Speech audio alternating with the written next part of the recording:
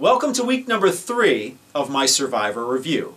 I'm shocked, amazed, flabbergasted, astonished, astounded, stupefied that I've made it this long. Let's see if I make it to week 4. So the episode starts out with the girls having somewhat of a rough time out there. Welcome to Survivor. So they're cold, they can't keep their fire going, they're just a mess. They haven't even won a challenge yet. So a couple of them go to the men's side and try and warm up at the men's fire. So while this is all happening, the black belt in Prick-Kwon-Do, Matt, comes sauntering back to his camp, and he realizes that there's some women sucking up his fire's heat. God forbid. He was out crab hunting and apparently didn't find any. But if he was half as smart as he thinks he is, all he would have had to have done was look in Alicia's booty shorts. Allegedly.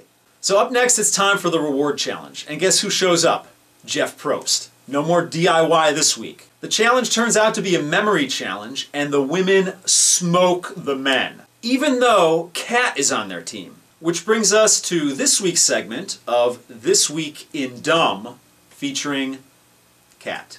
Now, as you would expect, Kat's performance during this challenge was lackluster. It took her 7 tries to memorize her puzzle. But that's not the story here, because the real winner of the This Week in Dumb award goes to Troyzan.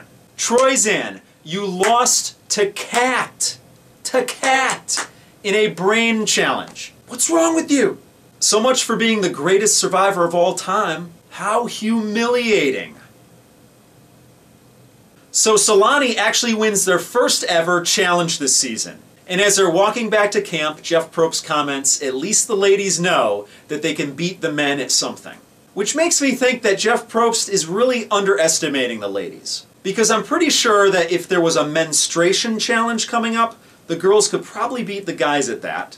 And if there was a letting a fire burn out in the middle of the night when you need it the most challenge, the girls could probably beat the guys at that too.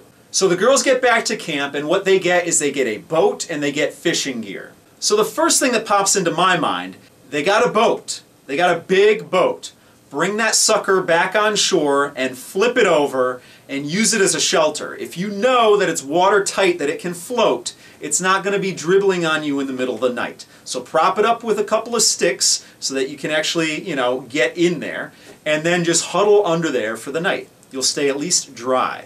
But nope. They go over to the men's tribe and they start to whine and complain and want the guys to do all the stuff for them. And I'm rooting for the girls. But they're becoming a pain in the ass. Which even pisses off Colton. And Colton says, "I'm a Republican. I don't believe in handouts." So let me get this straight. Colton doesn't believe in handouts unless somebody's handing out a free immunity idol to him. I guess that's how that works.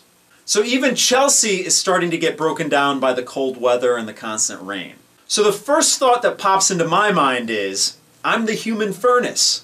Come cuddle up with me.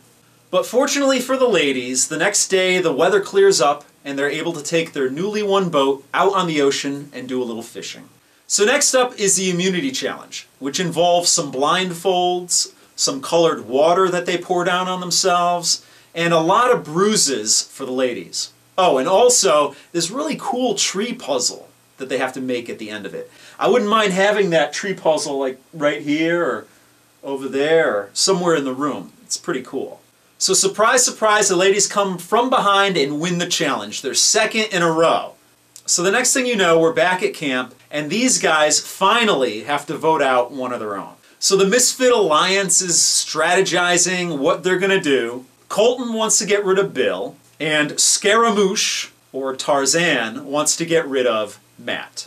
So as the two Zans, Troyzan and Tarzan, and Colton and Leaf, and Jonas Brother, or maybe I should call him Jonas Bra, since he's from Hawaii, as they're all strategizing, Jay walks in and decides he wants to play the game. He's like, "I'll vote whatever way you guys want me to vote. Ba-dang-a-dang." So Jay isn't the only one that figures out that a 5-person alliance beats out a 4-person alliance. So Matt, realizing that he's in danger, starts strategizing. Or as I like to call it, scramblegizing. Because strategizing begins on day 1.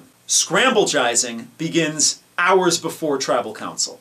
So he pulls aside Troyzan and tries to reel him into his alliance.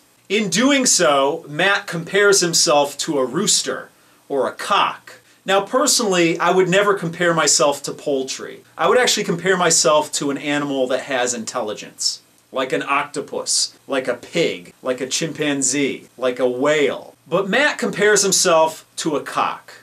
And you know what, Matt? You're probably on the right track. So the guys go to tribal council, and while they're there, Bill has this weird, nervous energy to him. I don't know if he got a hold of some cocoa leaves and started chewing on them. I don't know what his deal was, but he was about ready to launch into orbit. He had a lot of nervous energy going on there. But fortunately for Bill, he was safe this week. So the Monano tribe took its enema, and seconds later, Matt was excreted from the tribe. So that's it for this week. What you need to do right now is hit the subscribe button right up here. You need to follow me on Twitter at SurvivorTrev, and we're going to continue the word game again next week. Now, if you're not familiar with the word game, this is how it goes. You guys suggest a word to me, one word no matter how ridiculous, and put it in the comments down below, or even tweet it to me. And every week, I will select one of those words and incorporate it into my show. So get to it, be creative, I want something really ridiculous. So until next time,